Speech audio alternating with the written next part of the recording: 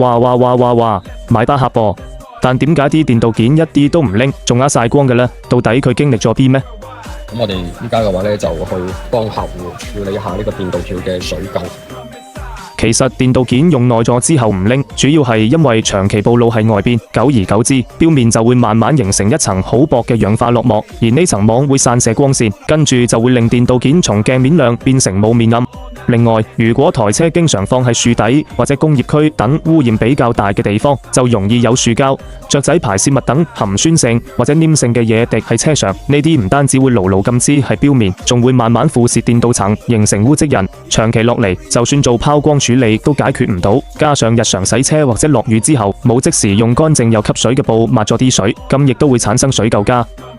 好嘅，咁大家睇到嘅話咧，蠟嘅呢度咧嗱已經係冇咗，咁我哋幫佢個導入條咧要降一降溫先，因為咧溫度係唔可以太高。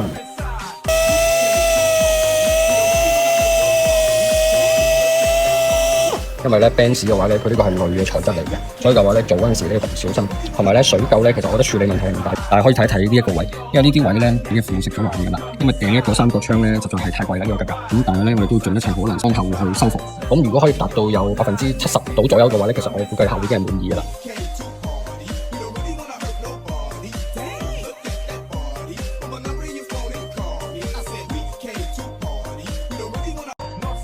Kenny 話電鍍件翻新係需要好小心、好細心處理，就復原呢一小部分都花咗成個鐘，全車仲有咁多地方，真係想收工都難啊！